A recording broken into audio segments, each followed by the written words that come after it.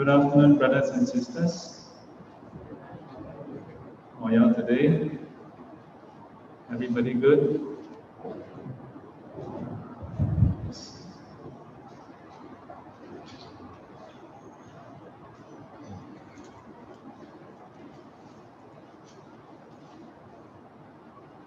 Okay, so we are, let me see.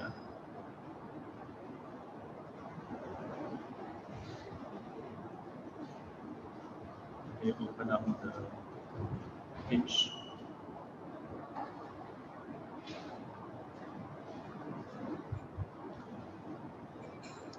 Let me share the screen.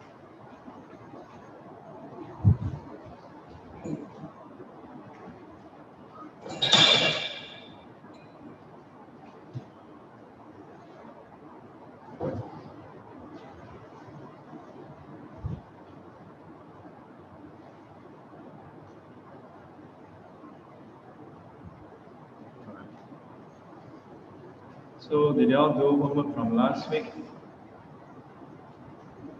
Last week? Y'all do the homework?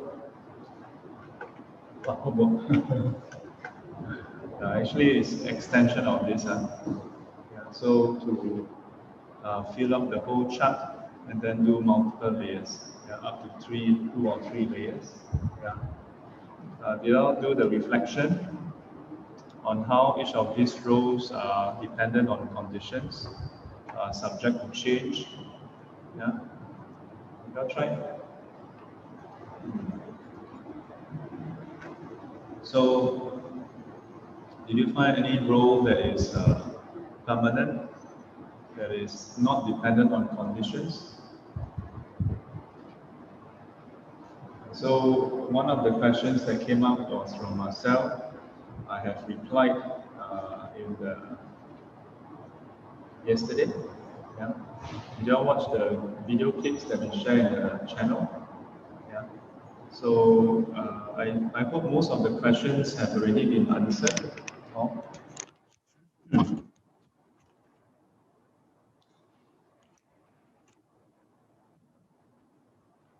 Okay. Some of y'all asked questions in the chat. I hope they have been answered for you all. So, where are we now? In the Sutra itself, we have come to the point, 无眼界乃至无意识界. Then, so this is the first section, the section on phenomena that is that has arising and ceasing. Then we say, is there anything that is truly arising and ceasing? Is there something that is substantial, inherent, and so on? So, given that all this are dependent on conditions, empty in nature, so then we say, within emptiness itself, my teacher would then say, 无有少法可得, that there's no phenomena that is substantial, that you can actually identify and say, this is it. That this particular phenomena is something that you can hold on to and say, yes, you have it. Because the moment you say you have it, it has changed. The moment you say it like this, there's nothing inherent, substantial that you can point to and say this exists by itself. So, the past few weeks we went through the chart of different angles to look at. We went through things, we went through events, and then this one is on persons. So this chart itself applies more to yourself, but you can also put in the center somebody else's. You can basically put anybody, considering that you're all different people and you can do your own chart. Yeah? So the chart applies to anybody. Yeah? And then if you look at the chart itself, there are also other people involved, right? So from this, then we can say we don't exist independently. Can you understand this point? Yeah. But is this how we usually look at ourselves? Usually we don't look at ourselves this way. Usually it feels like we exist quite independent of other people, right? And likewise, other people exist quite independently of us, right? But if you extend this chart to cover everybody you encounter, then you realize that some of the masters often say that we are all interdependent. Yeah? Interdependent. So sometimes the teaching on emptiness, emptiness and hence dependent arising and hence empty in nature. Yeah? So when you contemplate and observe, spanning all individuals, then you will come to the natural conclusion that we are all interdependently arising. That nobody arises independently. So these few days in the morning when we have a discussion,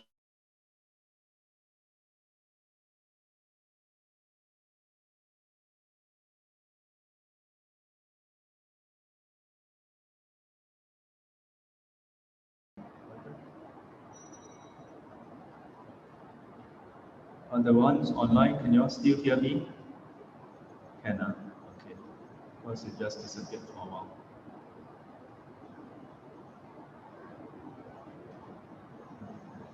Also, if you apply the same principle, so we also are other, yeah, so including humans, including people. But usually we don't think it this way. So this the other day when we talked about the free will, the question of free will or agency, yeah. So the trouble is we tend to look at it the other way. We tend to look at it the other way. So then I mentioned about how the teaching of no self or emptiness. Um, on one hand, we start off, we can assume that it is true first, that there's no self, that there is empty in nature. On the other hand, if we want to explore into whether this teaching on emptiness, whether it's true, then you don't start off assuming it's true. Can you understand? One of the two approach I mentioned in one of the morning session. So when do we use one over the other? So when you want to examine the teachings, yeah, and contemplate on it, yeah, to understand how and why it is empty, you don't start off assuming it's empty. Because if you start off assuming it's empty, then nothing left to contemplate. Yeah. And that's why when we look at the tastiness of laksa, we don't start off with any assumptions about the taste, right? It was a series of questions that Sutra asked all of you, yeah, about the tastiness itself. And from all these questions, then we find that the tastiness depends on various conditions. So there was no assumption how tastiness is. Then, in this way we examine, then you find, oh, tastiness depends on conditions. And then when you examine the conditions, it also doesn't have tastiness in and by itself. Then we draw the conclusion that it is empty in nature, and the tastiness. So this is the angle, the first angle. Second angle is, although we can understand conceptually, although in class we can sort of understand, when we sit down, nothing happening, we can contemplate, yes. But in our day-to-day, we often don't see it, right? So then the second approach is test driving. Test driving emptiness teaching. Yeah. So here, you assume that it's empty. Yeah. And in contrast with how we usually look at things. How we usually look at things, we say, oh, this is me, this is I. Yeah. This idea is my idea. That person's idea is that person's idea. Then now, instead of doing that, you just say, but the teaching, the Buddha says all phenomena is empty. So we say, okay, if it's empty, then how should we relate to it? We think, oh, this person is so annoying. Then if you contemplate, annoyingness is empty. And if it's truly empty, then how should we react? And how should we relate to it? Well, this person is very disgusting. Yeah. So, but if it's empty in nature, so how differently should we react? So there's these two angles. Okay. So beyond that, then we go back to the text. So we stop here last, then we go into the question of who am I. There's a bit more, but I want to continue with the text, then we will revisit again. Okay. So 无眼界乃至无意识界 Then from here, 无明亦无明尽乃至无老死亦无老死尽 up to 无苦集灭道 So this is the second section. So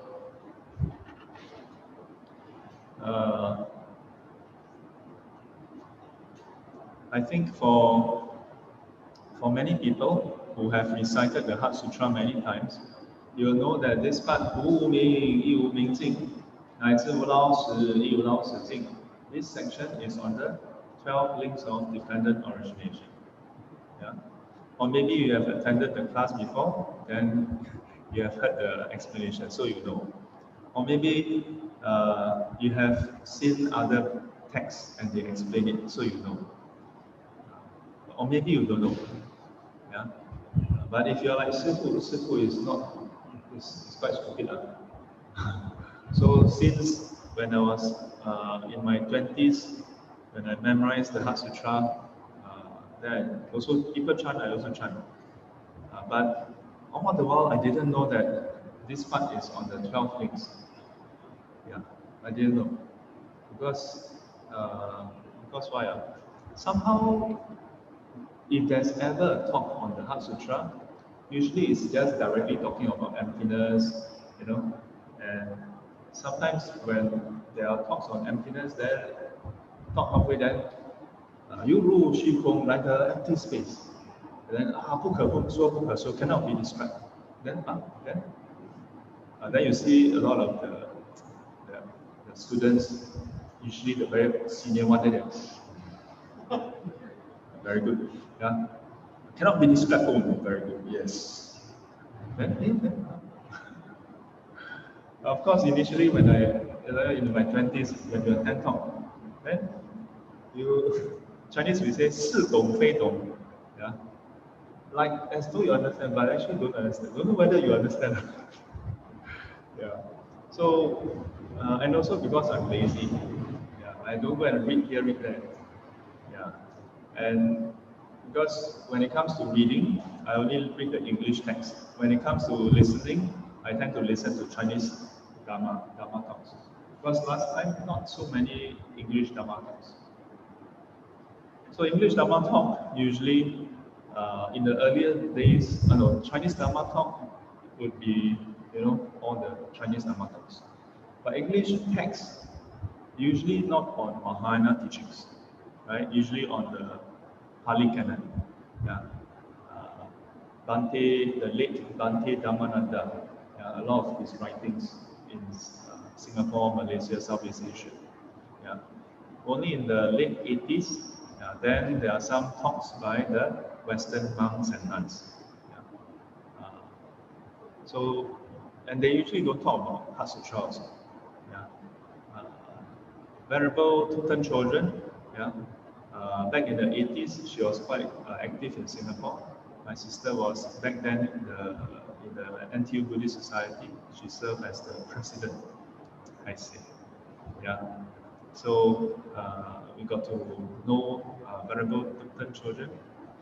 I remember, and then there was also Tenzin Palmo, Venerable Tenzin Palmo. Yeah. And I remember one of them gave a teaching on describing emptiness, but it was rather brief. Yeah, to talk about the cookie. Is there cookiness in the cookie? And if you break it up into crumbs, does the crumbs have any cookiness? Yeah. And then I think, if I don't recall wrongly, Guang Yi Fa Shi, I think during one of the talk, then he gave the example of a table. If you dismantle the table, is there any tableness inside the legs of the tabletop? Can you find any table in the parts? Yeah. But usually, in the past, somehow, I don't recall encountering any series of talks on the whole Heart Sutra. So usually the talk on emptiness or on Heart Sutra will just go straight into emptiness. Excuses I give myself, yeah? Because I'm lazy, I'm very lazy. So I didn't know that this part is on 12 things. Until I ordained, I still don't know. And then every day we do meditation, morning and evening. Then Sunday we have one whole day sitting. So one of the Sunday I was doing sitting.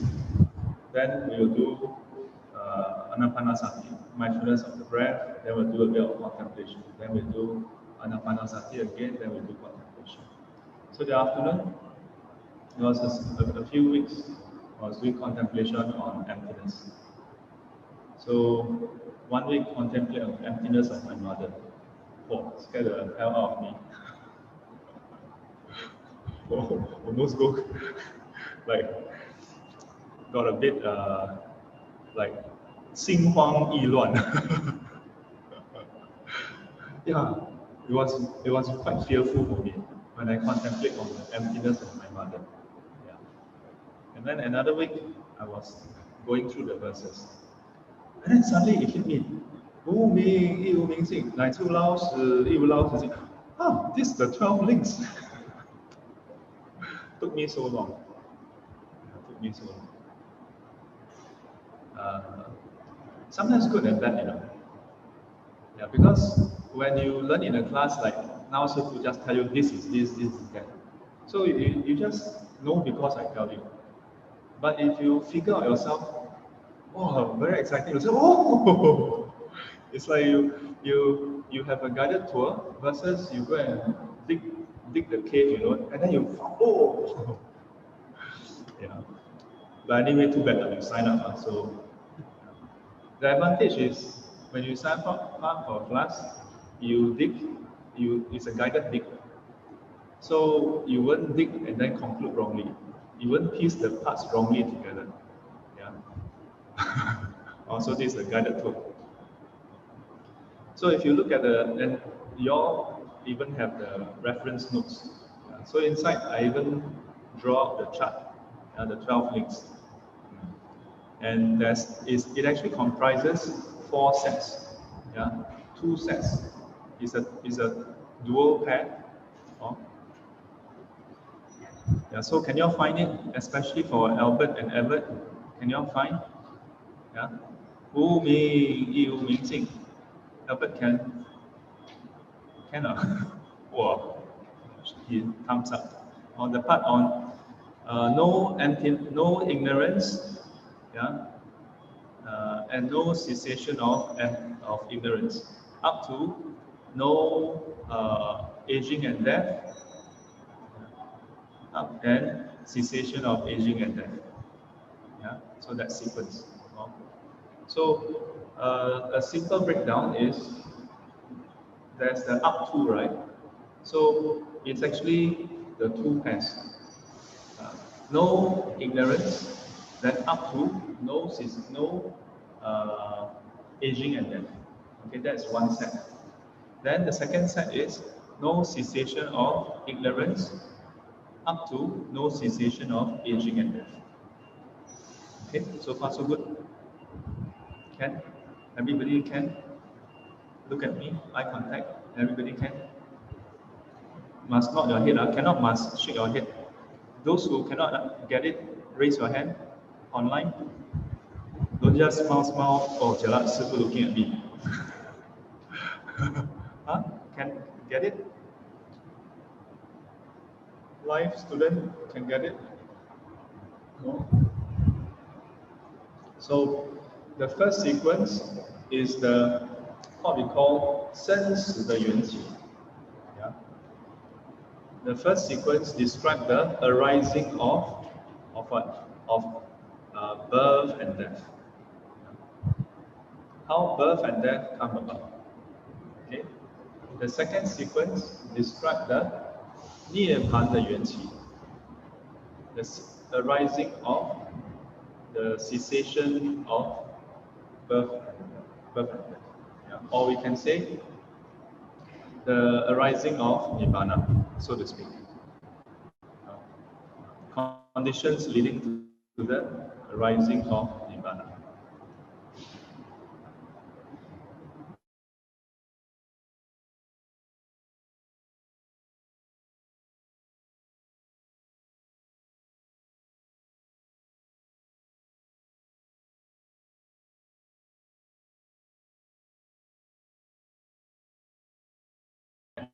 Yeah, the arising of birth and death. But actually, if you look at the Pali Canon, the Buddha highlighted the four sets. Set of two sequences, two directions. I'm just giving you an overview, I'll go through in detail, okay?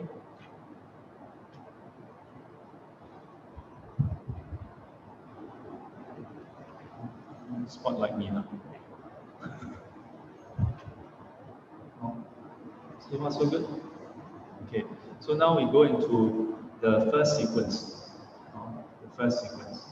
So first of all, how did these 12 links come about? I often like to highlight that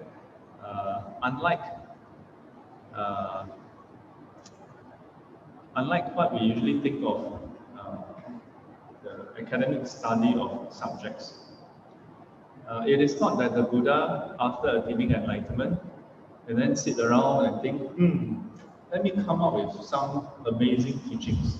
I'm the Buddha, after all, must impress everybody. No. How did these 12 links come about? It actually starts off from the point where he encountered the four sights. Remember the life of the Buddha, where he exits the palace and visit the people, to see the people. The first three sights, he saw aging, sickness, and death. Right? He saw an old person. Then the second day he saw a sick person, and lastly he saw a funeral. Yeah. So the fourth sight is the ascetic. From the first three, it aroused revulsion, renunciation. Yeah. It woke him up from his life of sensual pleasure. The first three sights. The fourth sights point to an alternative, that besides just indulging in sensual pleasure and being blind to the tribulations of life, of aging, sickness, and death, that plagues all of us, even until today. That there is something else we can do. And at that point in time, what he learned from his attendant, Chanda, was that, these are ascetics who seek the truth. Yeah? And so he thought, maybe I can try that. And as we know from the text, he left the palace after that, and then learned from Alara Uddaka, various stages of concentration, but then found that it doesn't solve the problem. Then he joined the ascetics to practice extreme asceticism, in the forest. Yeah? And he tried all kinds of asceticism to the brink of extremities. But he found that that doesn't solve anything also. It just brings more suffering. Yeah? And that's when he went to the Rivilla River and then washed up and almost drowned.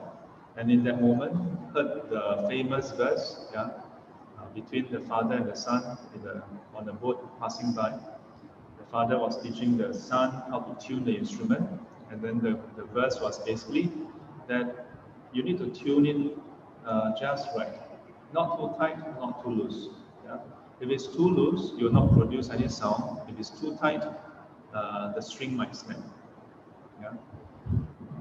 And that kind of kindled something in him. Yeah? It got him to reflect on his own life, and he realized the parallel. That his life in the past, in the palace, was like the string being too loose. Yeah? Not producing any results, yeah, in terms of the spiritual path. Yeah? Nothing fruitful. Whereas when he adopted extreme asceticism, it was too tight that he almost died. Yeah? A parallel to the string snapping. Yeah? So all this started off from him seeing that there's aging, sickness, and death. Ultimately, of course, he sat under the Bodhi tree, practiced for 7 weeks, became Buddha. Yeah? So what has that got to do with dependent origination? If you look at the various suttas covering the process, the reason why he dropped the practice with the Alara Udaka, the reason why he dropped extreme asceticism was because none of that solved the problem of aging, sickness, and death. Yeah. You'll find that this is a common theme that strings all his attempts and all the teachings together. Yeah. Because that was the starting point. Students have asked, isn't it quite irresponsible of the Buddha to just abandon his young wife and newborn child and elderly parents and just go and become an ascetic? If we look at this, the narrative, it would appear that first of all, his intent was he wanted to find a solution to this. Yeah. It was not simply saying, "Oh, this is too much for me. I want to just run away."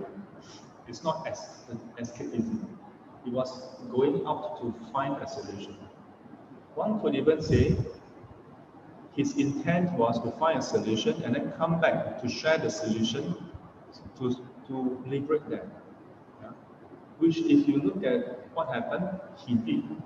Because after he attained Buddhahood, he did return to Kapilavastu. Yeah? And a good number of his clansmen all ordained. Not all of them, yeah? But they each, to their own affinity and inclination, received the Dhamma and practiced accordingly. Including what? Including his only son, including his foster mother, Queen Mahaprajapati, who became the first nun. And so, when we trace all the way to the point where he attained enlightenment, then according to the text, it describes that he was still going back to the question of how does this aging, sickness, and death come about? Yeah. And through his own examination, he saw that he examined his own life, his path, tracing back all the way to past life, and he examined and looked at all beings that has come and gone, and he started to see a certain pattern. These days, big data, right? Nowadays we talk about big data analysis. We could say that the Buddha was the first big data scientist. Yeah, when he observed all the beings arising and ceasing, he observed that he whosoever grows, falls sick, and die must have been born. If you are not born, you cannot grow old, you cannot fall sick and die. You must have arisen at some point in time. And then the reverse, he observed, he whosoever, or she for that matter, is born in due time, yeah, grows and die. In some cases, the heavenly beings, they don't die. Yeah. Some human beings, very strong, very good merits, throughout the whole life, never fall sick. Yeah. But at some point, some may die before growing old, but at some point, surely die. So the two are related in that way. So then if you look at the Sutra, then it's basically, what are the conditions for aging and death? And say, with birth as a condition, aging and death comes to be. And then he investigates further, what are the conditions, what condition is required for birth to come about? And he observed, as long as there is a being coming into existence, becoming, then birth can come to be. If there's no being coming into existence, birth cannot happen. Likewise, if there's a being that was born, there must have been a being coming into existence. Otherwise, it's impossible. In other words, you cannot just have a being pop up into existence without any precursor. Then he investigated further. So let me write that down so you can see the sequence. So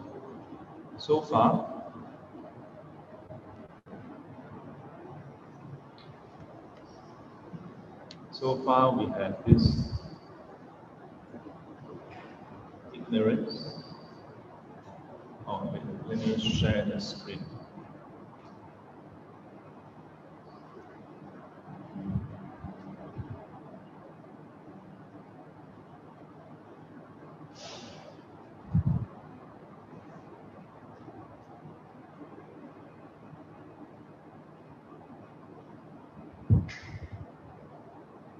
Can you all see?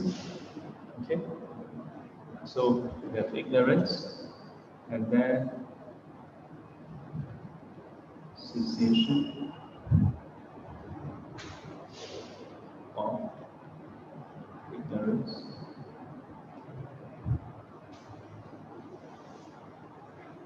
and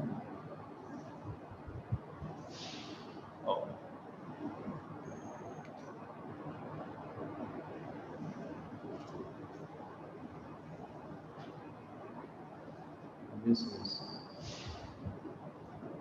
aging and death, and up to cessation of aging and death. So we start off with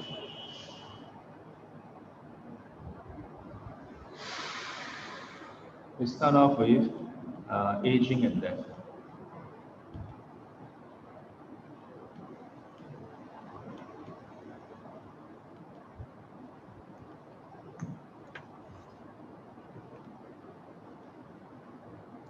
So aging and death has what as condition?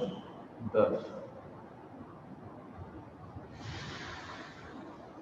What is the condition for birth? And then we mentioned becoming.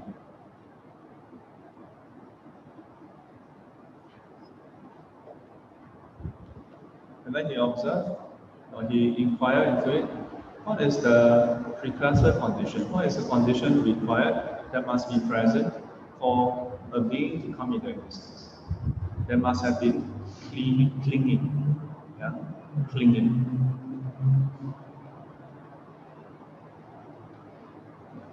Clinging in so many different ways. Clinging onto sensuality, clinging onto becoming, clinging onto non-becoming. Yeah. In some cases, we can simply say clinging is a form of attachment. We also see clinging in terms of the eyes, nose, tongue, body, and mind. Clinging in terms of the form, sound, smell, taste, touch, and mental object. All kinds of clinging. And this is why, and this is what leads to the process of coming into existence, the becoming.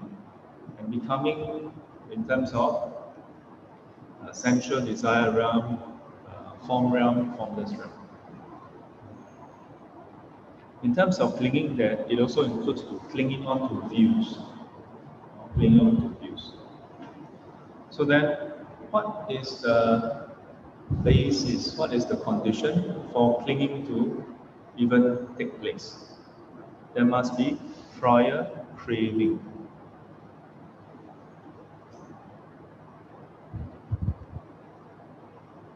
Craving must have taken place. Craving must have taken place. So, wanting, that sense of wanting. And why would that take place? Then you observe, due to the prior experience. Now we usually translate as feelings.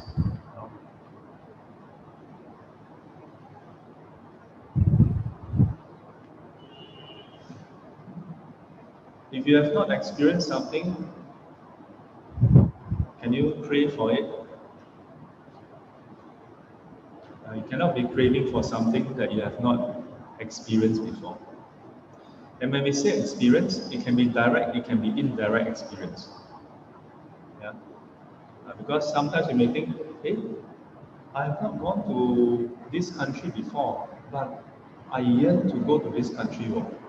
How do you account for that? Well, you must have heard something about this country. And that's why sometimes when we really go to that country, we may be disappointed. Because that craving is based on what you have heard. Yeah, what you have heard. And it must be something that is nice. If you have heard not so nice things about a certain country, would you crave to go there? Like, let's say in future when the COVID is over, yeah, or maybe all of us get a jab, and then you choose to go to a certain country, then your friend asks you, oh, going for tour, going for holiday, yeah, which country? Let's say New Zealand. Oh, you like New Zealand? No? I don't like New Zealand. Huh? You don't like New Zealand and you're going to New Zealand? Yeah. Why? That's what I do. I always choose those countries that I don't like. Do y'all do that? So, feelings or sensations, and basically the experience of something. And how is that possible? Yeah, how is it possible to have an experience of something? Basically, there must be the sixth sense base.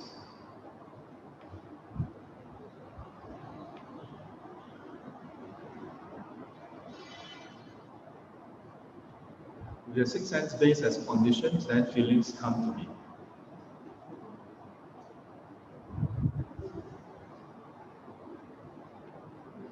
Oh, sorry, before that, I missed out something. Wait. Contact, I say. Contact. There must be contact. And what is the basis for contact? Sixth sense base.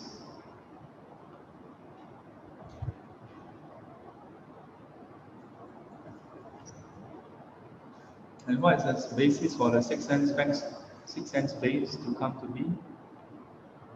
Name and form.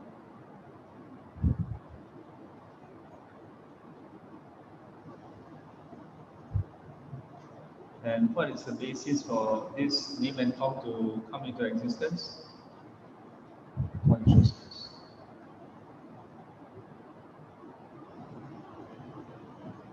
And for this consciousness, let's just say it's volition. Okay?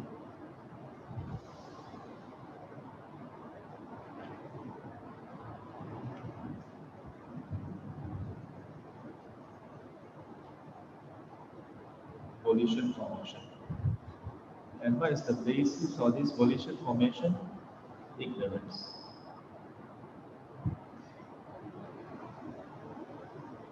So we have this sequence. 1, 2, 3, 4, 5, 6, 7, 8, 9, 10, 11, and 12. So far, so good. Yeah, and actually, we have this sequence inside of those. The point is that this sequence is not some random list that the Buddha just come up with. Yeah, or not too long, not too short, enough to confuse people. No. But it is based on the text, we can say that the Buddha actually observed that this is the pattern. Yeah? And it is due to this pattern that sentient beings traverse through samsara, through this cycle of birth and death. Through this cycle of birth and death. So if we go back to the starting point again, the four sights. Oftentimes, sometimes in some books, sometimes in some talks, we may see that the four sights that he saw is wrongly listed as Sen Lao Bing Si.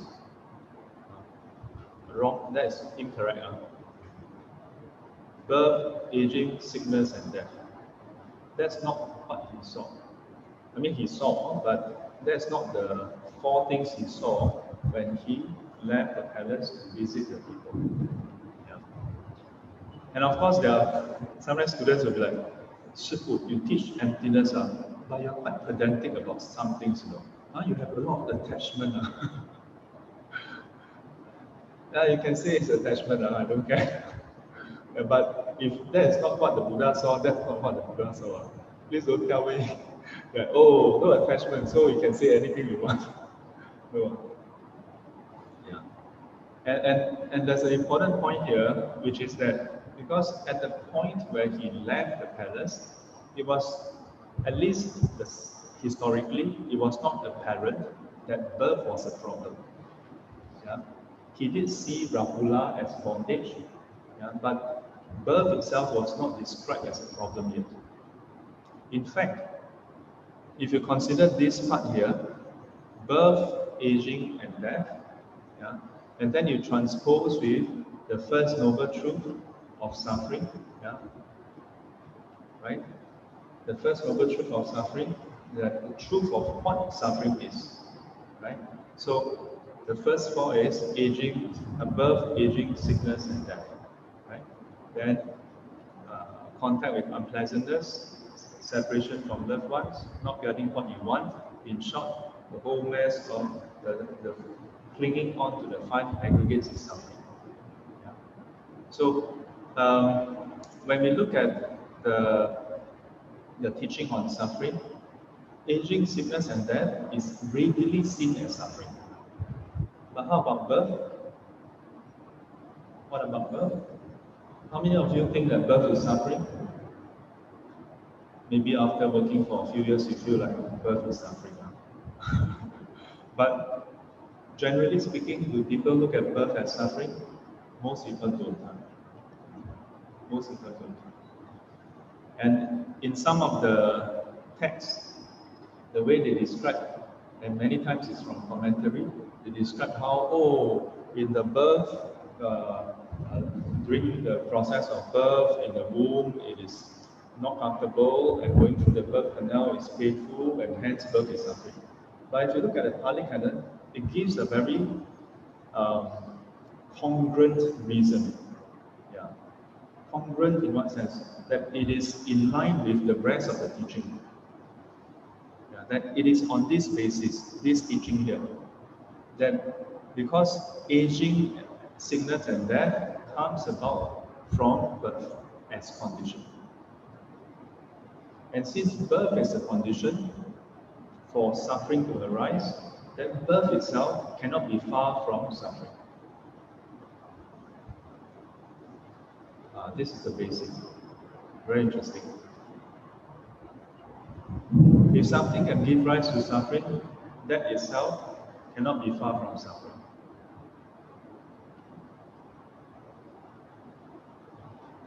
So, Buddhism is unique in many ways. This is one of the other things. I think Buddhism is one of the few, if not only, religion that look at birth and say it's part of the problem. That's why in Buddhism we say, 要了生脱死. We don't just want to end death. We want to end this cycle of birth and death. Notice, we refer to them as a cycle, as a pair. Yeah.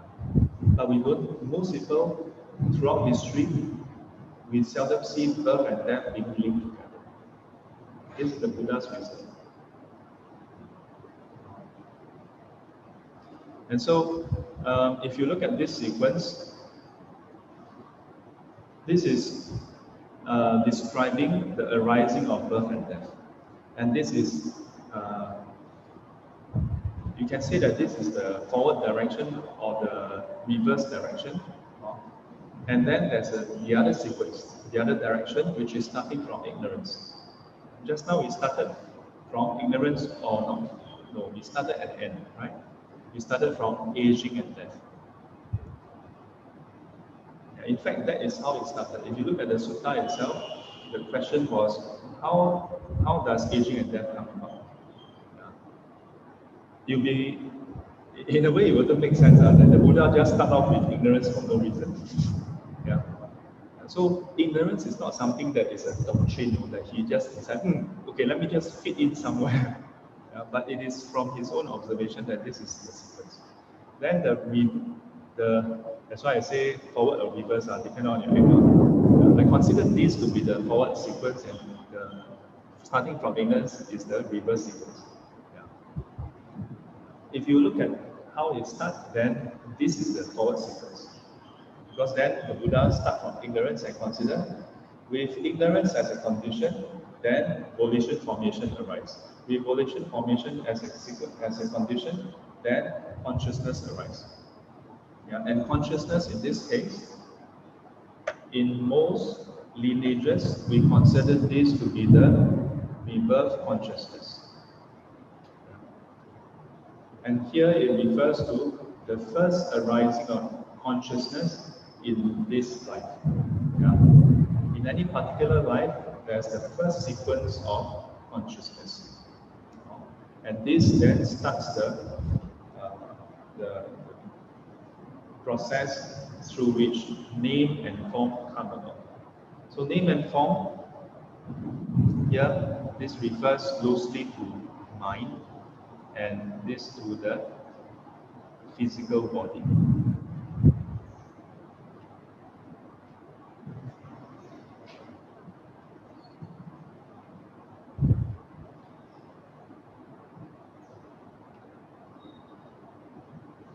So in that way, then we can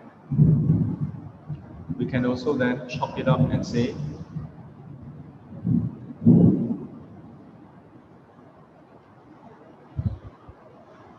maybe I should use a darker color. You can say this is the past life. And then resulting in the present life of a consciousness arising. And from there, the sequence of mind and body start to develop to the point where you have a full sixth sense base. And with this sixth sense base, every single day, every single moment, when you are awake, you are active, or even when you are sleeping and you are dreaming, then your sixth sense bases come in contact with the sixth sense objects. And giving rise to the contact. And from contact then, you have an experience. good experience, bad experience, neither good nor bad experience. Painful experience, pleasant experience, neither painful nor pleasant experience. And from pleasant experience give rise to greed. Painful experience give rise to aversion. Neither painful nor pleasant experience give rise to ignorance, leading to delusion. In fact, all three, the root of all three is ignorance. So, although we say that ignorance, when we look at the sequence, it seems as though ignorance only happened in the past time. But no, because ignorance, anytime we encounter something, we have the wrong seeing. We don't see it as it is. When we don't see it as it is, in what sense? We don't see that it's impermanent. We don't see that it's due to conditions. We see as though it is permanent. We see things as though it is independently existing. Yeah, that is ignorance. And it's only because we see it that way, then towards the pleasantness, we arise greed. Towards the unpleasantness, we arise aversion. And towards the neither pleasant nor unpleasant, we arise delusion. So ignorance is underlying all that. Which also means that ignorance, as long as we are not enlightened, ignorance, for all intents and purposes, it seems to be quite pervasive.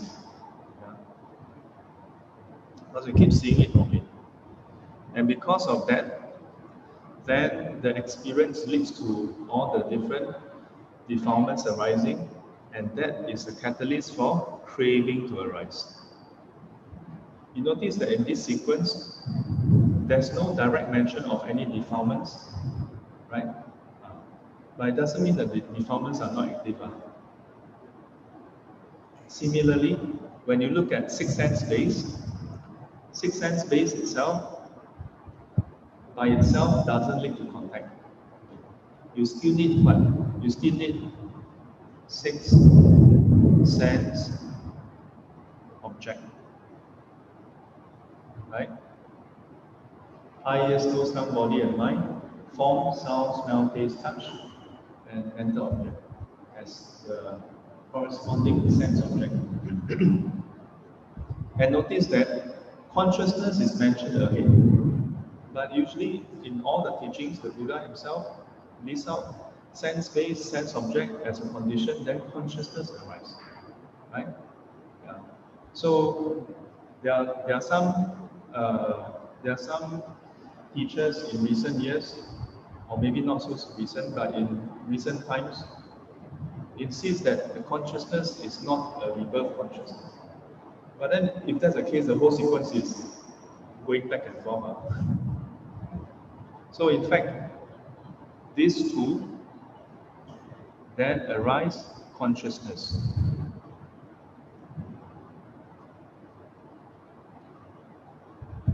And the coming of these three is named contact. Remember the sequence we went through before? Yeah. Sense-based, sense object give rise to consciousness. The three together is named contact. Yeah. 根境为缘生事，三合合名为处，处为缘生事，处为缘生名为处，处为缘生受。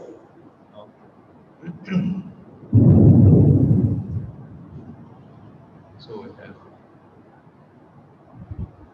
无名缘行，行缘事。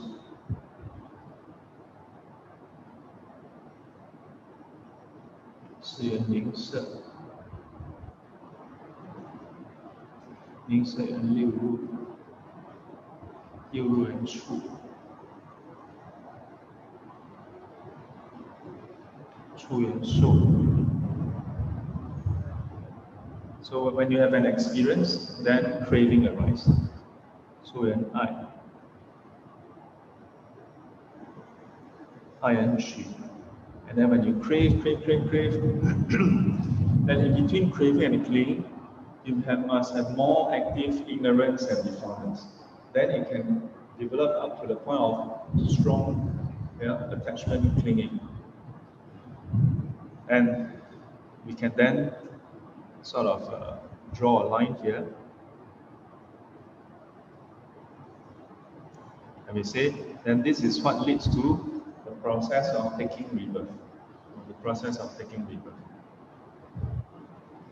Then in the next life, then birth takes place.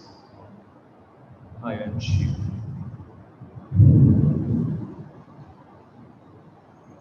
She and you. Oh, sorry, this is already you. Sen Yuan Laos.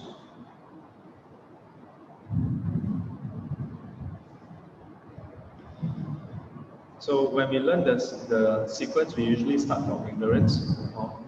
But actually, this is already in a way, the aftermath reflection that the Buddha had. Because the Buddha started off with aging and death. Then, so the sequence, go back.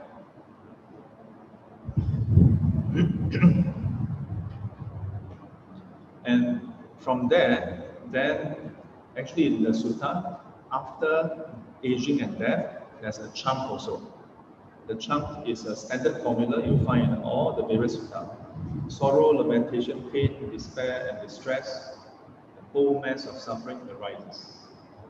So, 生缘老死人愁叹苦忧恼，众苦聚集。So, sorrow, lamentation, pain, distress, and despair. The whole mass of suffering arises.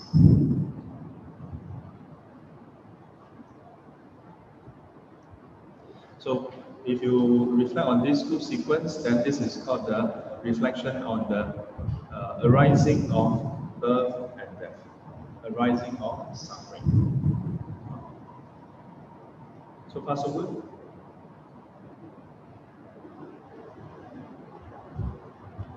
So, before I go into the other sequence, I want to highlight a few more things, which is, just now I mentioned, ignorance is not just a one-off thing in the past, in the past life.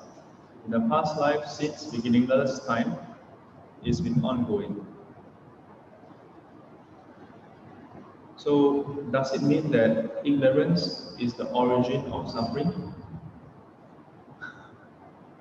That there's a first ignorance? If you look through the various suttas, you'll find that the Buddha refutes that also. So I've included in your supplementary notes, there's I think it should be in the Samadhi Sutta. You go and look into your supplementary notes. I've included reference to one of the sutta, should be Majjhima Nikaya, number 9. So it talks about the arising of ignorance. And it's basically the three taints. The taint of sensuality, taint of existence, and taint of ignorance. These three give rise to ignorance. So it is not that there's some ignorance that pops out of existence by itself. For no reason, boom, there's ignorance, then giving rise to our existence.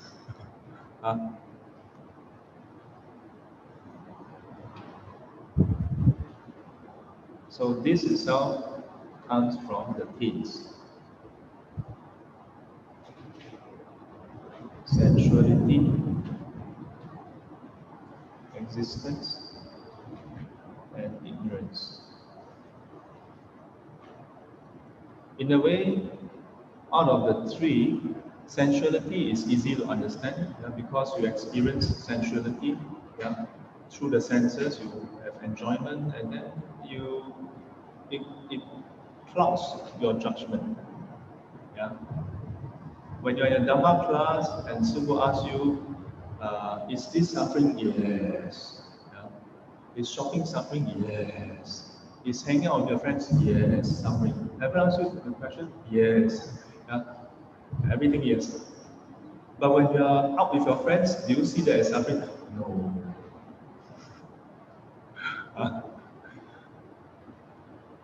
So sensuality, when you are in the midst of it, very hard to get out. There's a funny story. Most of us wouldn't think of shit as sensuality. So it's a funny story I heard a long time ago. I haven't found the Sutra, but this is a very well-known story, so there should be some basis for it. We talk about these two bodhisattvas. So the bodhisattva saw the sentient being suffering. So there were some worms in the shit. Yeah. You know, the maggots, yeah, in the shit. Yeah. So oh yeah, these poor maggots. Let's go and save them.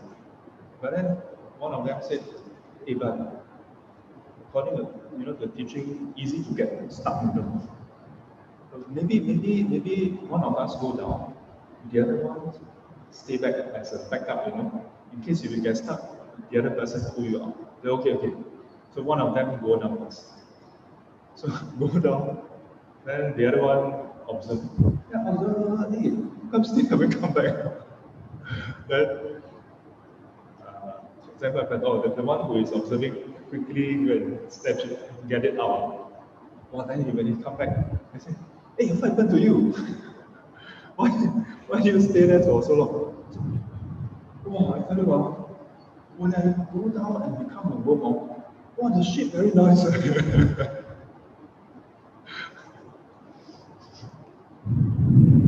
So, think of the food you just ate just now. The food, when you eat the food that you eat, nice or not? Say yes. Nice. Nice or not? Yes. Yeah. But to heavenly beings, whatever we eat is. So sensuality easy to understand. Just in concept, easy to understand in concept. Ignorance, in a way, is easy, in a way, it's difficult. Yeah, easy because ignorance, because you have ignorance in the past, so it conditions the ignorance now. It's sort of easy to understand. Existence is, in a way, easy but a bit tricky. Yeah, because existence here is basically that the fact that it exists, this experience itself, we yearn, it taints the way we look at things. Our very existence itself is wrought with the, what's the apt description of it? It's like,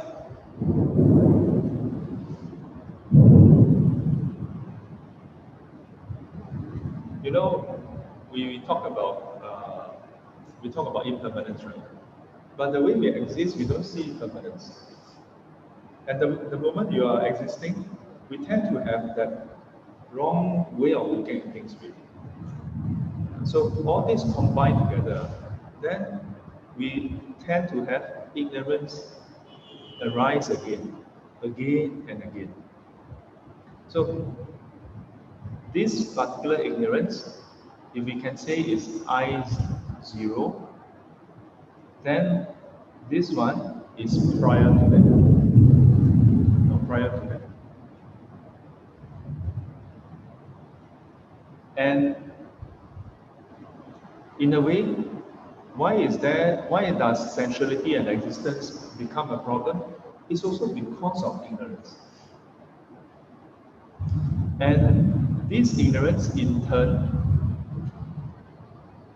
has a set of the taints that conditions it, either in that same life or in the past life. And what the Buddha observed is, you can go back perpetually and you don't find a start. You don't find a single point where ignorance arises. The first ignorance cannot be discerned.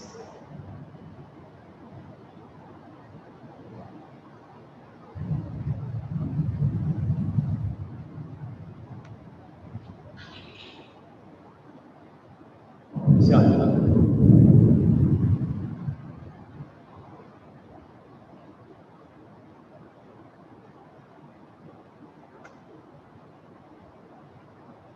So, I've encountered individuals from other religions, and they try to convince me that actually the Buddha doesn't oppose the idea of creation. Then I'm like, how do you come up with this conclusion? In all the various teachings, the Buddha either directly or indirectly refute it. This is one very good angle that totally violates the whole notion of creation. Yeah. That the Buddha don't find a single instance, a first instance, where ignorance just pop up into existence by itself. Any state of existence or ignorance must have been preceded by a previous one. So, because of that sequence, then in various sutta we find the description 无始时来, since beginningless time.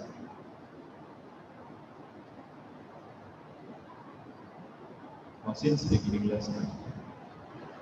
So that's the one thing I want to highlight about ignorance. Second thing. First thing is, it's not just one. And that it is actually happening as we speak in our present life. Second thing is, in past life is innumerable, and there's no first ignorance. So far so good. And the next thing is,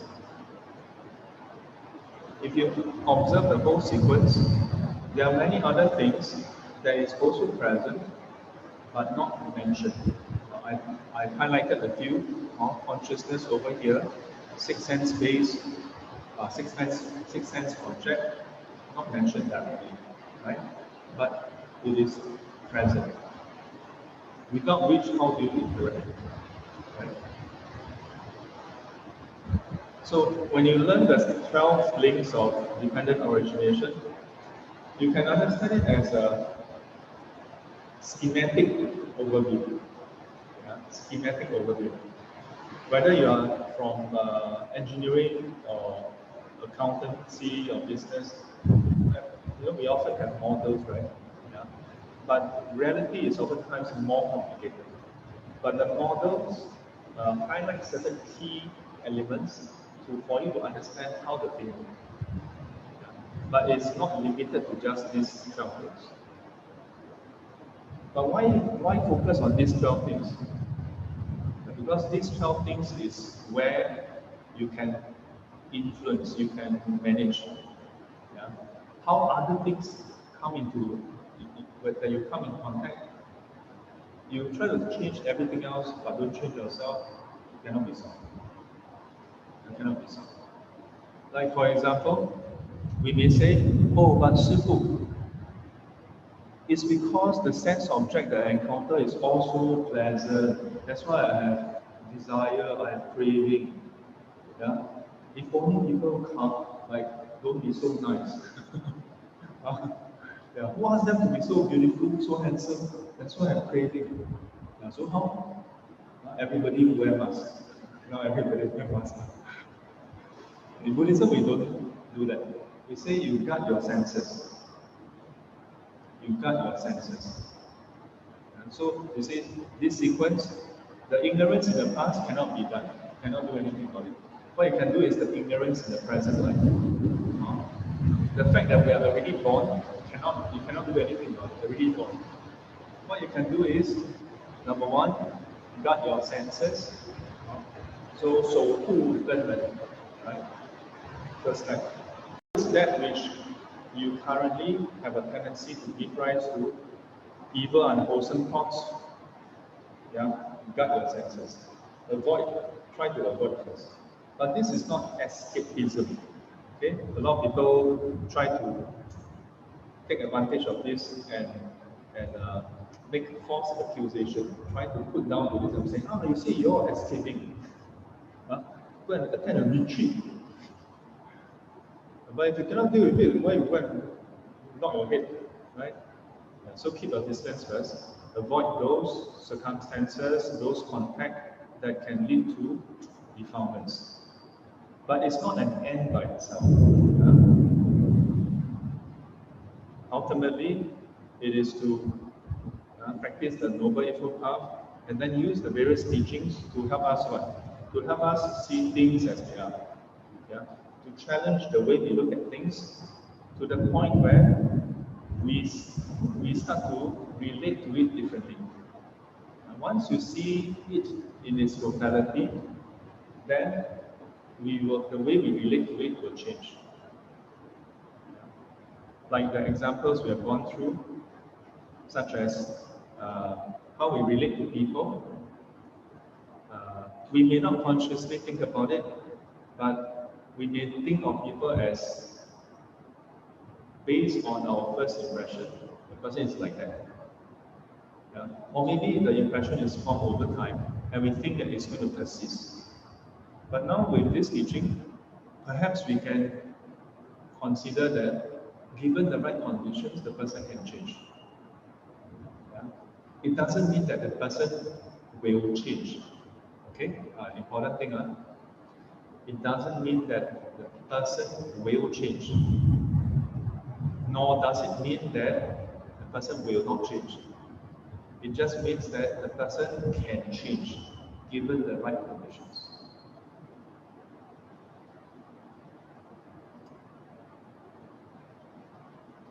So if you consider just this part, when you see, even if you don't see it yet, so this is the part where you test drive. Yeah, you test drive. Truly, we don't totally see it, right? So you just test drive. If what the Buddha said is true, then potentially people can change given the right conditions. Yeah? So it prevents us from setting people up for failure, nor setting ourselves up for disappointment. Failure in what sense? If you think that the person will change, but conditions not right, doesn't change, right? So you're having the unreasonable expectation that people will change. And then every day you are disappointed. Yeah.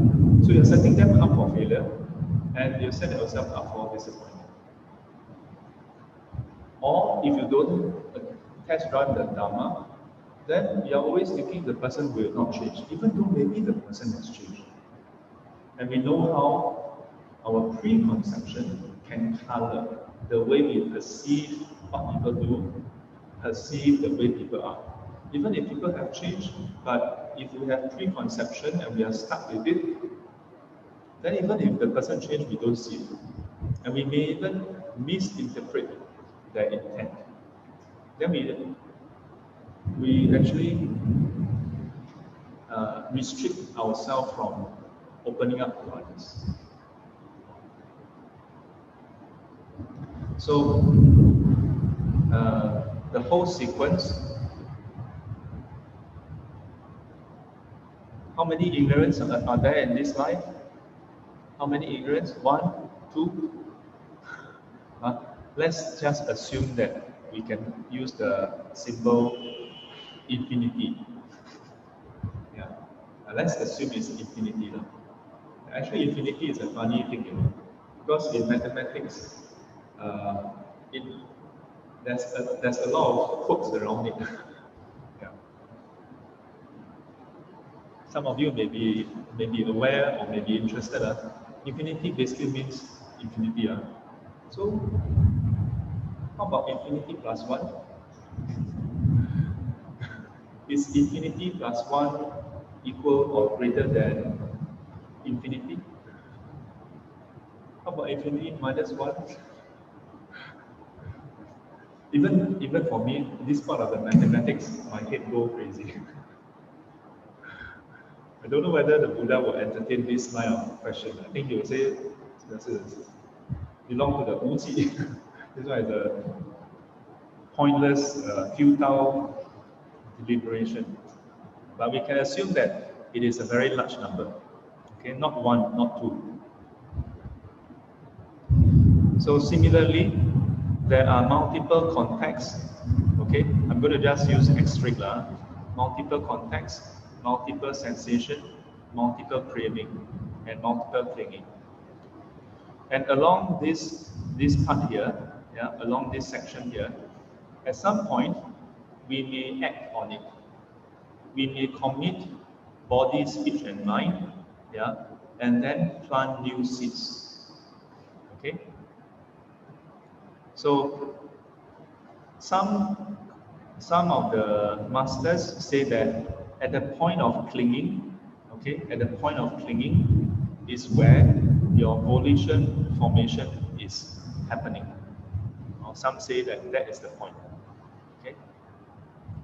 Some say that from the point of craving, then this is where the volition formation takes place. Because you crave, then you act on it. And the clinging is basically clinging on to the actions that has been done and resulting in the seed ripening. So there are slightly different explanations, but generally speaking, up to this point is where from this present life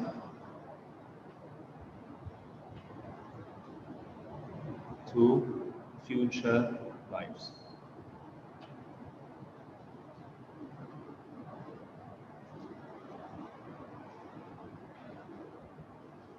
Now, if you were to put all of them together, then you realize that the 12 links is really a schematic form. Yeah.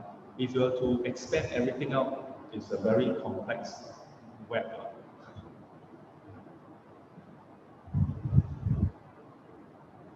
I'm going to switch over to,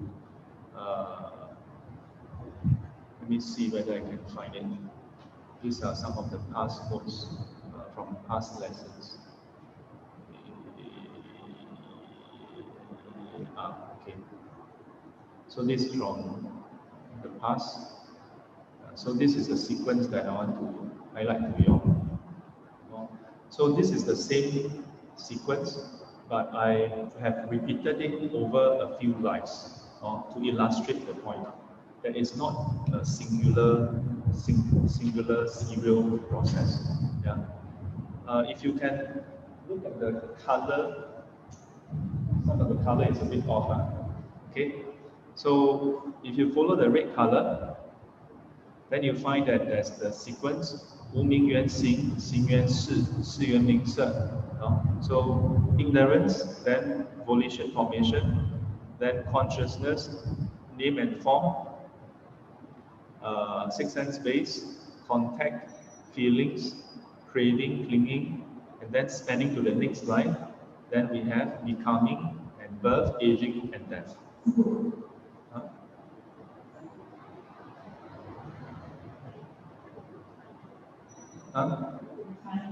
Yeah, I know. Yeah, roughly follow the red color words.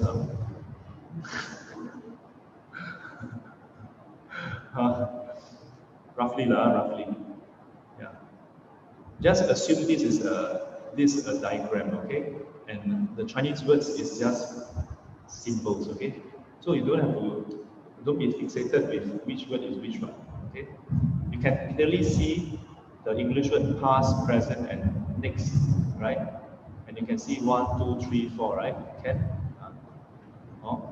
So follow the red color one. Yeah. Let me turn around. Then. So if you follow the sequence, even if you cannot read Chinese, you can see that it's spread over 3 lines, right? The red color. And then if you look at the green color one, you find that it's identical except that it's time shifted. And if you look at the blue color one, again it's identical but it's shifted backwards or forward if you will. Right? So my point to this is to find out that number one, the sequence spans multiple lives, and it's not just one set of ignorance in a particular time in point in time. But it spans multiple lives, and each of these trigger a cascading sequence.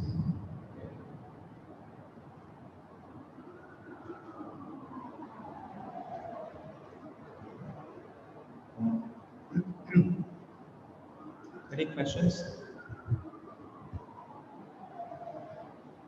Online students can see it, right? Cannot.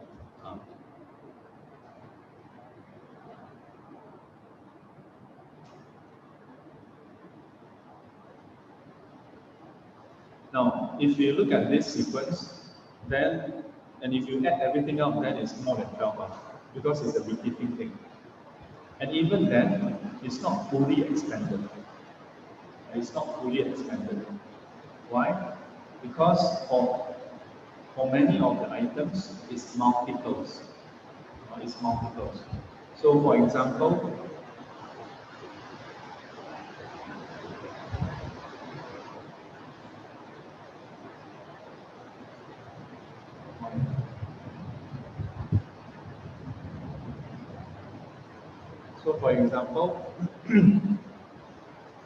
I mentioned, if you can follow me here, the 6 sense base,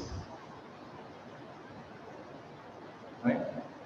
The contact, the feelings, craving, clinging, all this within a life is also not 1, 2, or 3, multiple sets, or multiple sets, right? So if it's multiple sets, then assuming if each of them lead to the planting of karma,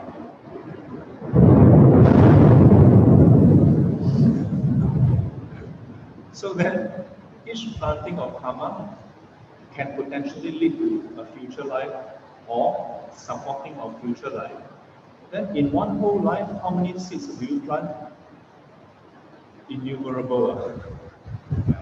So earlier in the morning, Vicky was asking me a question about whether it is required for a person to balance out or sort of equalize the wholesome unwholesome karma before you can attain arahanthood. Or in some, if I can extend this question, then there are some who think that you must use up all your karma. But if you look at the various teachings on the process of rebirth, of how our defilements lead to rebirth, there's just innumerable seeds. We don't have to purify, so-called use up all the seeds, then attain enlightenment. Rather, it is the trigger of ignorance. So over in this page, over here in this page, then I write down this, right? You notice the blue color line here, yeah? And then I put an I here. So ignorance is active. Even up to the point of this clinging, ignorance must be active in order for it to trigger the rebirth process. And this is the basis of why a Sotapanna, a street enterer, does not take rebirth in the lower realms. Because once they have the vision of the path, once they have attained to this stage of enlightenment, they no longer They no longer connect with illusion so strongly. So they may have lapses of mindfulness where they are overwhelmed by defilements, but only momentarily. And so it's not strong enough for them to connect and be reborn in the lower realms. When I first learned about the teaching, that if you attain Sotapanna and above, you are free from rebirth in the lower realms. It feels almost as though it's an exclusive club, And sometimes some teachers will say, you take refuge, then you are guaranteed not to be reborn in the lower realms. The only guarantee the Buddha gave is purify your mind. To the extent you purify the mind, to the extent you are guaranteed from rebirth in the lower realms. So it's not some exclusive club. You go for refuge taking, then you are given a booklet, then with the booklet, Yeah, get out of jail free. It doesn't work that way. No? So it is based on what the Buddha observed. Yeah? And it is that to the extent that you are deluded, then to the extent you connect with the past karma, wholesome and unwholesome. And then to the extent you can be born in various realms. So arahants, the karmic seeds are still present, but they are inactive. Why inactive? Because the supporting trigger is disabled. There's an example or analogy I like to use, which is when we talk about the consciousness and the seeds, for Singaporeans, in modern times, maybe a bit hard to understand. Huh? But if you imagine our life like a book, and each time when we act, we are writing something into our book. And each life is one whole book. And you write happy, unhappiness inside. You write. When you finish, then the book is checked into the library. Yeah? Ask yourself, whenever you go to the library, do you read all the books in the library? No. Huh? Some of you wondering, library? I don't go library. Huh? Even if you go to, let's say, the bookstore, yeah, do you read all the different books? No. There are certain books there are certain shelves that you often frequent, right? And so it is those books that you often check out. So the way I would understand, we can perhaps understand karma is we may do good deeds, we may do not so good deeds. Yeah? But the one that we frequently do is also the one that we frequently check out. Yeah? And the one that is due to be checked out, if it's too strong, you won't be able to check out. Yeah, you just feel compelled, I want to read. Otherwise, if you think about it, logically speaking, if you have a choice, would you go and read the book of hell? Nobody will read the book of hell, correct? But similarly, you ask yourself, if given a choice between going to a good school or a bad school, which of you want to go to a bad school? Given a choice, which of you want to work in a good company, yeah, that has a good environment, pay well, everything is good, versus a not so good one? You also, of course, want to choose the better one, right? But depending on how much merits you have, you also have no choice. The arahant would be one who decided this library is none of my concern. Close it up. I'm not interested in any of the books anymore. The bodhisattvas will be, I have no more use for these books. But in order to go and help people, I can use these books to go and interact with people. So they willingly check out the book and go and interact with people. Now the books are no longer so-called punishment, if you will. Yeah, but the books become channels, ways for them to reach out to certain things. And in that way, for them, then the whole library is purified. They willingly go through all the 6 realms. For us, if you have a choice, do you want to go to hell or be reborn as a human? Who want to go to hell? Nobody wants to go to hell. Yeah. My teacher said that's the difference between unenlightened and enlightened bodhisattvas. The enlightened ones, they are not averse to the suffering anymore. Yeah. And even if that is what it takes, they're okay. They're okay.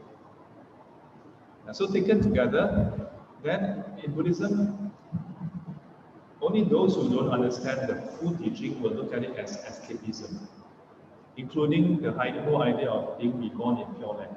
It's not escapism. It is to recognize that as it is, we're not ready. But when we learn Buddhism, it doesn't absolve you of the harmful results also. Rather, it is that as you learn the Dharma, you stop harming people. The key thing is you stop harming people, and then at some point, you are ready to face the consequences.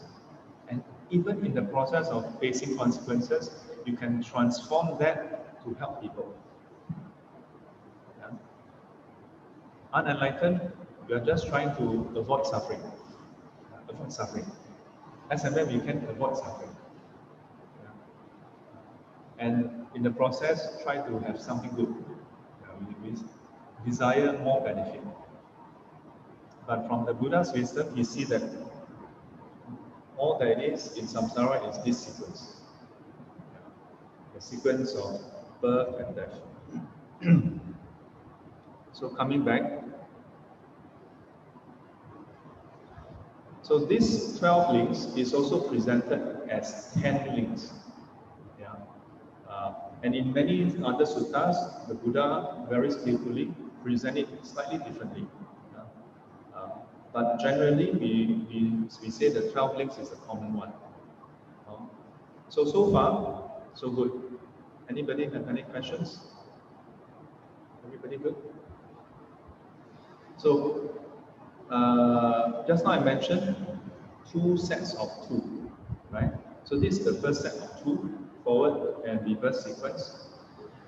Then the same 12 links is also the basis for the arising of the cessation of suffering. So then again, the Buddha start off with aging and death and consider with what at the condition does aging and death cease to be? Yeah. With the cessation of birth, then aging and death cease. What is the basis for birth to cease? Then becoming cease. With the cessation of becoming, then birth ceases. And the whole sequence all the way up to ignorance. With the cessation of ignorance, then I was looking at the wrong ignorance. I was like, how come I write that? Yeah. With the cessation of ignorance, then volition formation ceases. So the whole sequence then ceases. And then similarly, then you consider with the cessation of ignorance, then what ceases? Then volition formation ceases. With the cessation of volition formation, what ceases? Consciousness ceases, and so on. So similarly, for the cessation of suffering, there is the forward and the reverse sequence. Okay?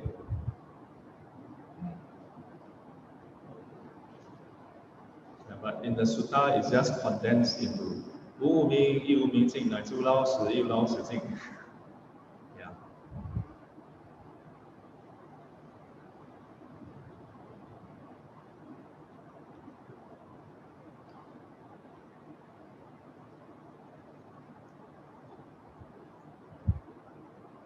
And again, when we say with ignorance ceasing, it is not that you can cease the past life ignorance, but it is that the present life ignorance, when you cease, then you stop acting out of ignorance, out of greed, hatred, and delusion.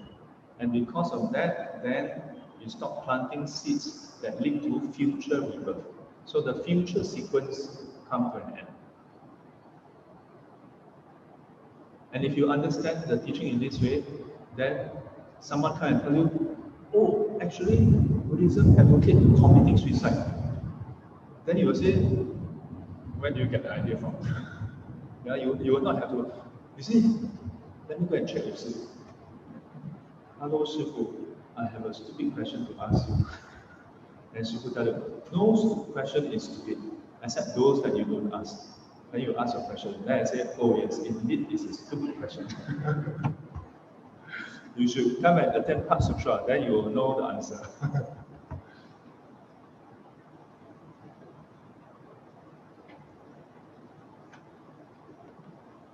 So the first sequence falls under what? Go, yeah, impurity, because it is that which leads to suffering. So it's impure. The second sequence the cessation of suffering is purity. But under this heading, it says 不垢不净. So what does this mean?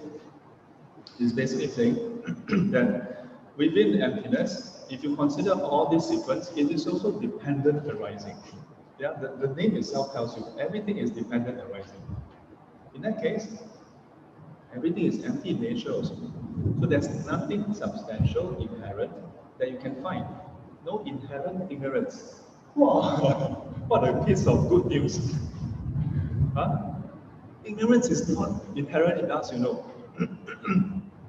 Yeah? Maybe you feel your facts all the time.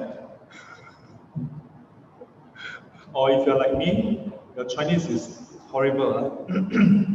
Then you learn this teaching. Oh, actually, yeah. Ignorance in Chinese is not inherent. Oh, so today I'm lousy in Chinese. Tomorrow I can be better. Today I am 生死凡夫. I'm a common folk, an unenlightened being subject to birth and death. But tomorrow, maybe not. Depends on what? Depends on whether you pursue and seek the cessation of suffering. And how to do that? You must have experienced suffering. But not just experience suffering, you must see that it's suffering. Yeah? Then that will cause you to have interest, to associate with the good spiritual friend, 清净善知识, and then you will lend ear, or have faith and then lend ear, and then listen to the wholesome teaching, the good teaching, the right teaching. And then from there, you will give proper attention and reflect in a proper way, and then practice accordingly. And what do you mean by practice accordingly? It is none other than the Noble Eightfold Path. And then if you practice, over time, one day, ta-da! Yeah. So in Buddhism, we don't say you are inherently ignorant. Or for that matter, even if we sometimes do stupid things. When we learn this teaching, sometimes people look at this as very negative. Wow, keep talking about suffering. But actually, this teaching is telling us how suffering is not inherent. It's not that you're meant to suffer. It's that when you suffer, there must have been conditions. And when there are conditions, you will suffer. It doesn't mean that you must suffer. Isn't it good news? You don't have to suffer. But as long as the conditions are there, you cannot escape. But you look around our society, look around ourselves, many people, nobody wants to suffer. But we are always, oftentimes, going after the wrong causes. Because we have the wrong view that person made me suffer. This thing made me suffer. Yeah? And we pursue all the so-called happiness that is actually another form of suffering. That's why we keep on the monk. So this teaching actually is very, very, should I say, hopeful. Gives us a beacon, a light to walk out. That we don't have to stay in this state.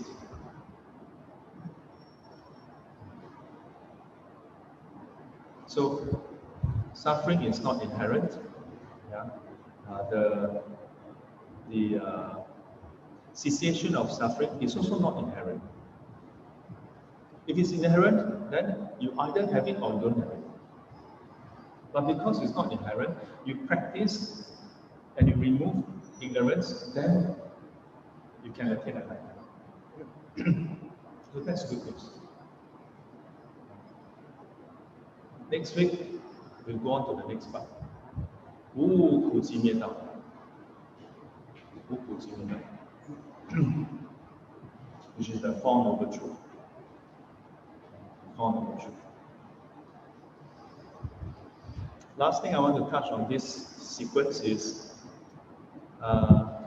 we jump straight to how it is dependent arising and empty in nature. Yeah? But from this, then we can also then say that or see that it is, if it's empty in nature, then there cannot be a self.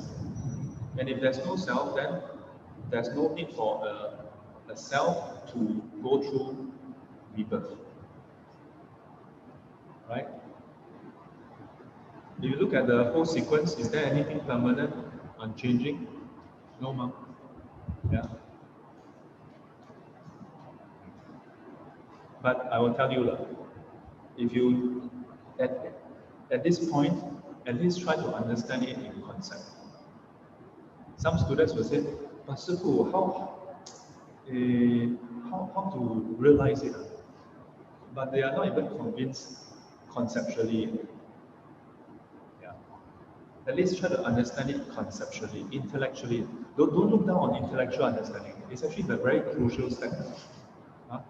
A lot of students, when they learn Dharma, they say, yeah, this one intellectual. I want to see it directly. Can. Me too. Luckily, you don't have the yang. Just like driving, initially, can you say day one, I want to just drive, like internalize. Initially, you have to consciously, release. Oh, nowadays no clutch.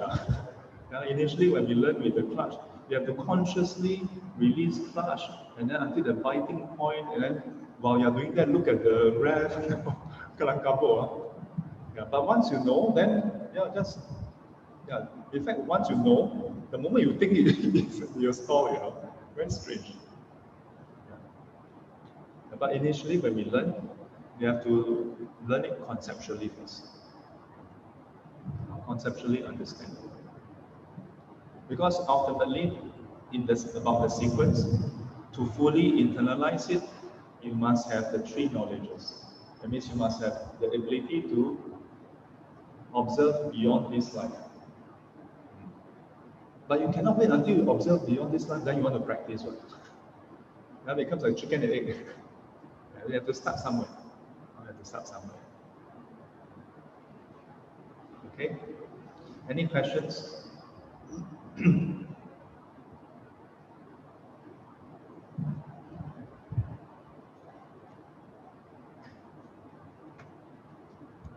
Every week I ask, any questions? No questions. Maybe one question, maybe two questions.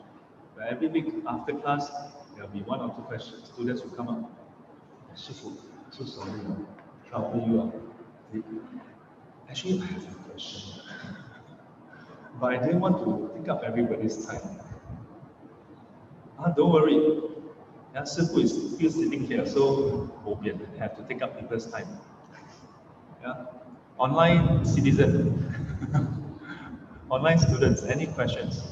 来，有没有话说 ？Okay, let me go through one by one.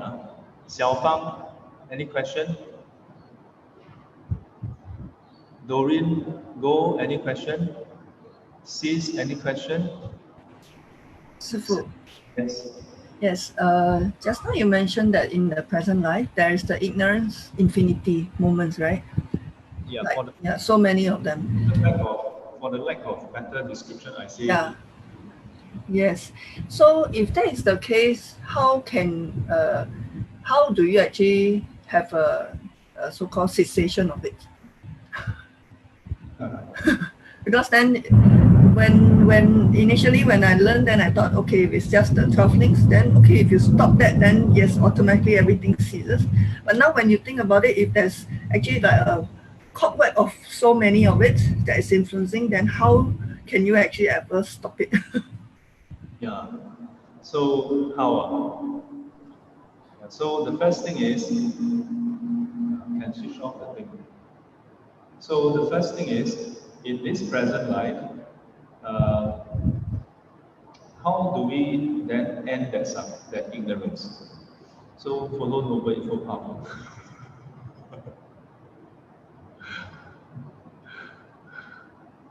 Really, no shortcut, no other way. Yeah. But if we can, perhaps I can explain it in this way.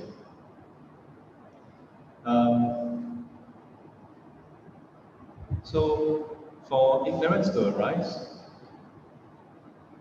it is due to prior existence of ignorance, right? When there is prior existence of ignorance, it conditions the present one. So, when we learn the Dharma, remember we talked about the development of wisdom, the three sequences, right? So, Wen, Shi, Xiu. So, we can say that from the first stage, we learn about what is ignorance, what is not ignorance. Then after that, we have an understanding. And through the third stage where we verify, yeah. So one of the challenges, without the support of the jhana, or at least a certain level of concentration, with our normal state of mind, it is too distracted and it's too muddy, cloudy to be able to penetrate. Yeah. So that's why I say Noble Eightfold Path. Because ultimately it is the Noble Eightfold Path that together as a framework help us to lead towards that stability of the mind. And if you recall previously, we talked about the threefold practice also, right? 戒定慧, precepts, then samadhi, and then panya. Purification of the body and speech, then purification of the mind in terms of the active defilements using samadhi, and then purification of view using wisdom. The third part is the tricky part. Because when wisdom arises, then ignorance is removed. Yeah. This is linked to the last part. Yeah. 不增不减, the last part. 无智亦无得. This part, this question here is linked to the last part. For more information, stay on until the next class. Yeah. Okay. Okay, I continue. Then later your turn. Lin Toy, any question? Looks like she has a question. Everything's okay, Shibu. Thank you. You don't have question? I don't have question. Okay. AC Tan? No question. Choi Kwan? No question. Singling? Ellison and Everett? No question. Albert? Not now, at least. Not now. Okay. Emily? I might have one, but I don't know whether it's, it's a stupid question or not. Yeah, so I recall earlier you mentioned that the first point of all rebirth is consciousness, right? So I was wondering, then do plants have consciousness? I mean, yeah. Or maybe is the definition of consciousness in this dependent origination like different from the kind of definition of consciousness that is like frequently used in like I don't know science or our life. Yeah. Oh, okay. And that's so much your question. I think you can switch off. You don't have to enable that connection. Yeah. Emily, can you try to? Hello. So what is the question? Oh, yeah. So the question is, would plants have consciousness then? Oh, plants are. Yeah, I mean, what I'm hearing is that this dependent origination is applicable to all life, right? All sentient beings. All sentient. Okay.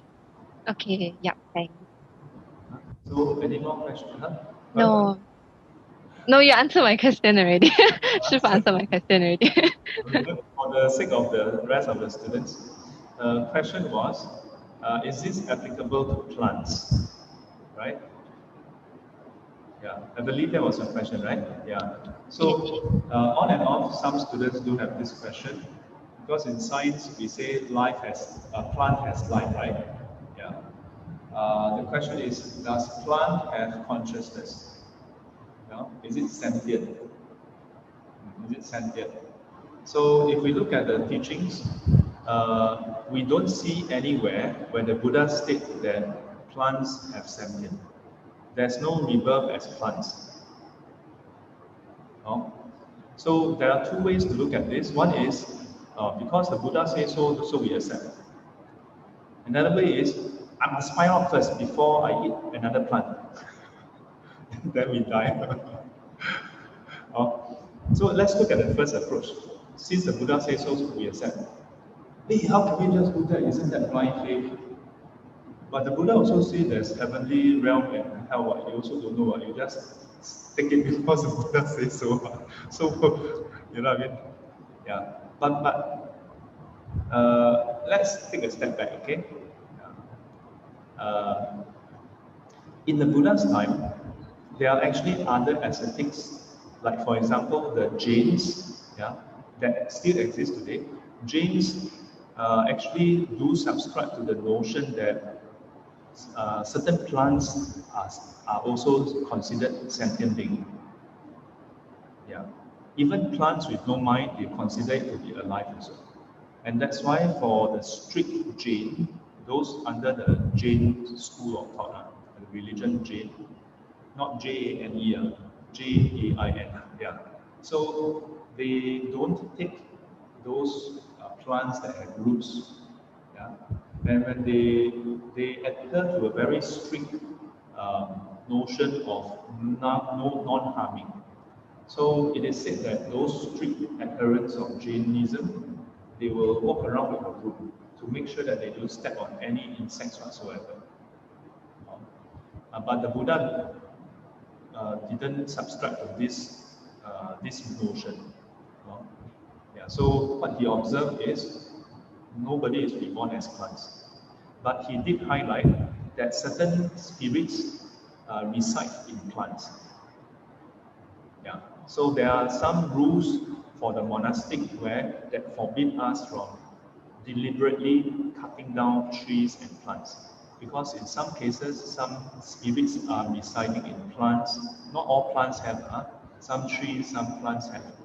And in the Buddha's time, when the monks cut down some trees, cut down some plants, it injured some of the spirits. Then the spirits go and complain to the Buddha. Then the Buddha call for a meeting and then instruct the monks. No, this is not right. From now on, do not deliberately cut down plants or trees. Yeah. So beyond that, there's no scriptural basis in Buddhism. Yeah. But how about science?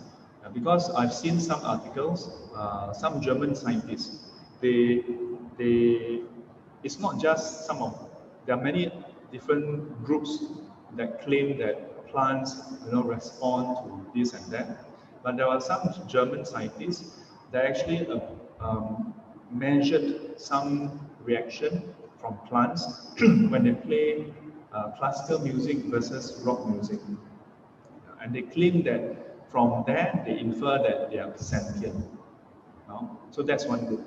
Then there are also biologists that say that, like trees, they have some way to communicate with one another. That if you chop off one tree, the other tree will respond.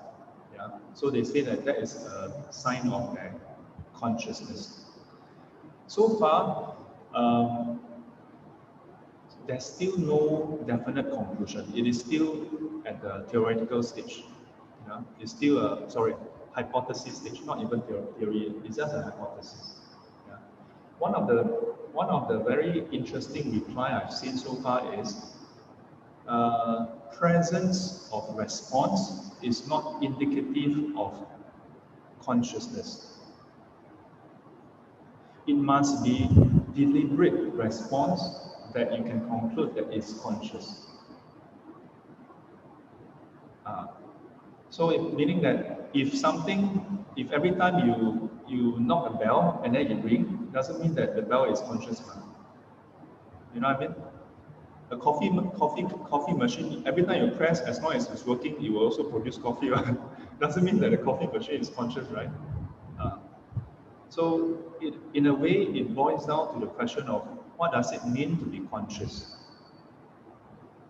Yeah, what does it mean to be conscious? And of course, there's always the question of to what level, right?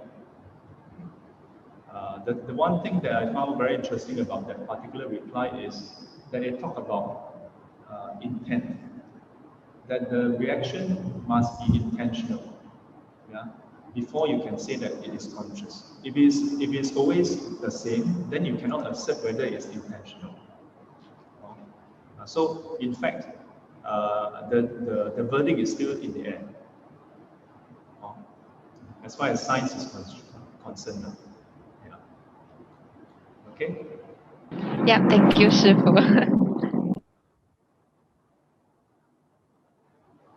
Sunling.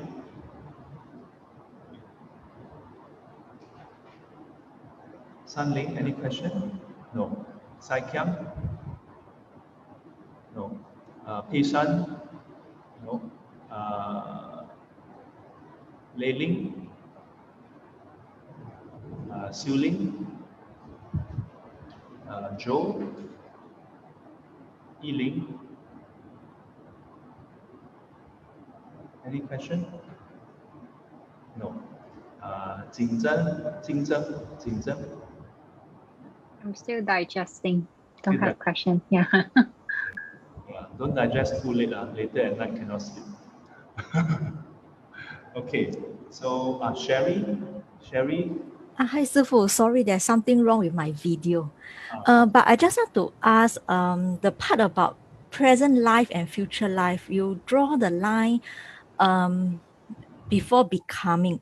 But I'm just thinking, I thought future life is after death. Yes. So I was wondering why is future life not drawn at the death part? Because I thought future life is after death. So this then is our future life. Okay, good question. So Sherry's question is, death is here. How come the future life is not drawn here? Yes, thank you. So this birth. So let me ask you in return. How about this birth? This birth, is this about future life or present life?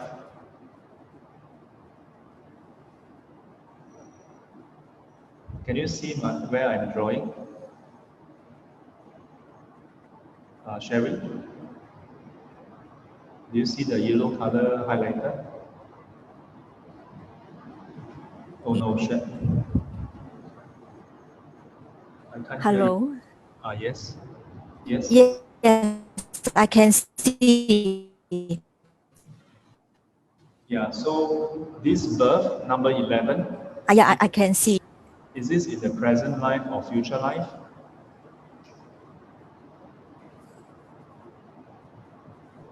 I cannot hear you again. I can interpret it as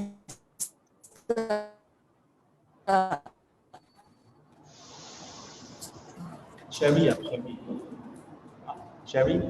are you using a phone? Sherry, you are breaking up. Hello? Yes. Are you using your phone? Hello? No, I'm using my laptop and a earphone. Oh, because your internet connection is. So, birth number 11. Are you interpreting birth at number 11 as present life or future life?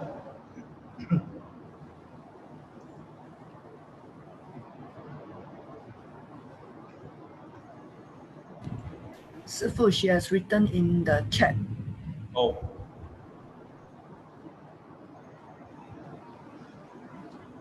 I can interpret it as present life.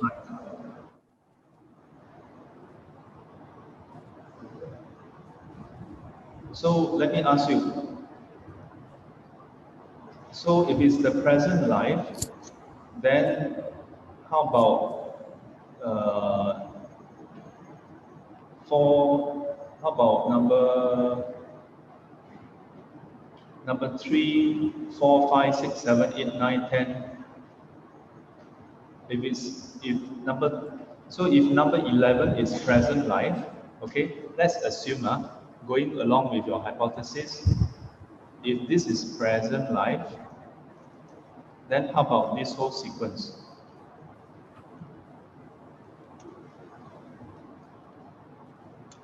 I think you may have to write it down because I cannot.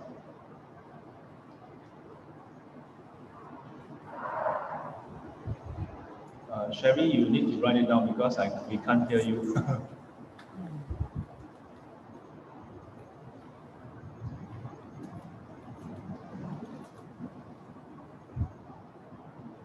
Hello, can you hear me? No, Sherry, it's too intermittent. You probably want to write it down.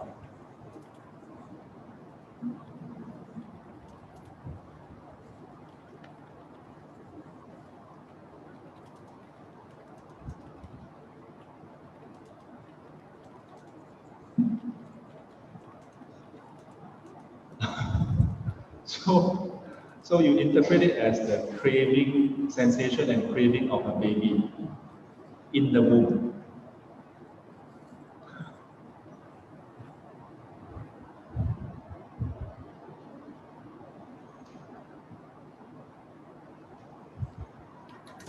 So let's go along with your interpretation. In that case, what you are saying is that the whole sequence from number 3 to number 10 is all in the mother's womb. Correct?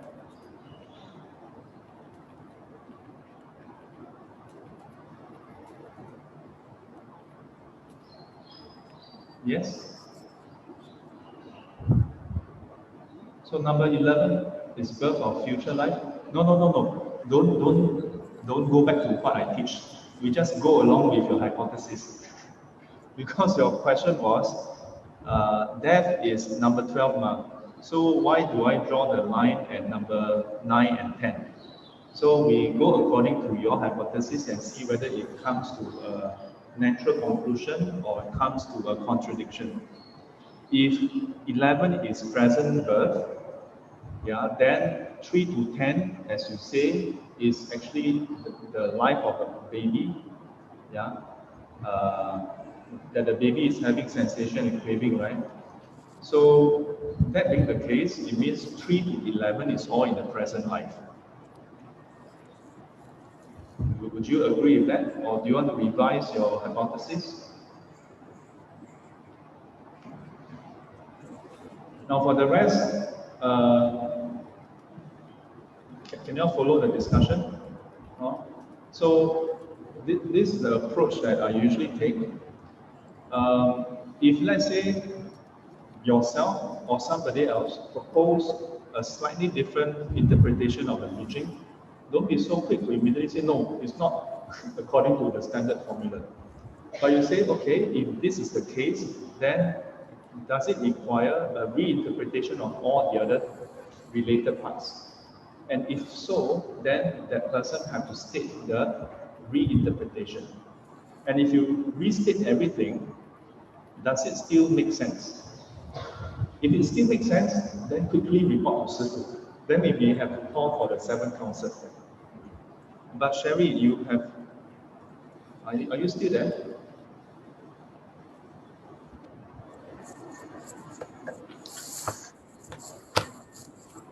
Okay, so Sherry is saying that, okay, understand, maybe it does not make sense to say number 4 to 10 is a baby's consciousness. You sure? Don't I say that, just back out. Sherry, you are very convinced that it doesn't make sense or not? Why are you giving up without a fight? It's okay to disagree. So Mama, 啊 好小女孩。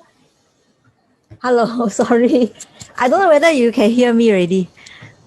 I Cannot hear. half the time cannot hear. Mama, I can definitely hear your child. I cannot hear you well. So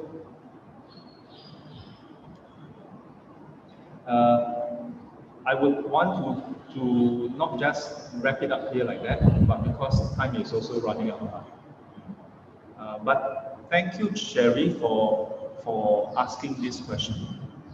Because usually when we learn about any teaching, we only learn the standard way of how it's taught. Yeah? And that's why, at least in my class, I don't. I think it's actually good when students look at it and say, "Hey, why not this way?" You ask me to think of this, I also cannot think of it. Yeah? But what's important is if there is a counter interpretation to really look at it, and I would want you all to go back and think why having 4 to 10 as present life would make sense or not. It's important that you know why it would make sense or not make sense. Instead of saying, oh, it must be wrong because that's not what the Buddha said. Yeah. So when reflect on this and write down. Okay, Sherry? Can Okay. So I think that's the last from the Hokkien tongue. Tang, tongue. Hokkien. Okay, no response. Yeah, I have no question. Okay. So the class, everybody eye contact. Any question? Any question? Any question? Any question? All of you like, 几点了? No more question already lah. Yeah, I know that I've been exceeding time. Yeah, but you must know. Maybe I always think, maybe if I spend that 5 more minutes to answer a question, maybe that person plant the seed for enlightenment. But if I say, oh no, time's up, then we go, then the person bring that doubt until his or her grave. So I hope that in the class, you all feel comfortable to ask questions. And even if you feel like time is running out, write down the question, send to Telegram. Okay? Yeah. And for those that I have answered in the morning session, the video clip, do take a look, especially if you're the one who asked the question. And don't feel obliged like, oh, because Sifu answered already, so it must be correct. Yeah? I want you all to really examine what I said and say, does it make sense? You can disagree, but you must have good reasons for disagreeing, okay? You cannot just say, doesn't quite cut it. Why? Don't know, cannot think of a reason why. Cannot. That kind of reply is not admissible, okay? Can? So next week, we'll cover the 4 Noble Truths. All right? Put our palms together. 愿消三障诸烦恼，愿得智慧真明了。不愿罪障悉消除，世世常行菩萨道。阿弥陀佛。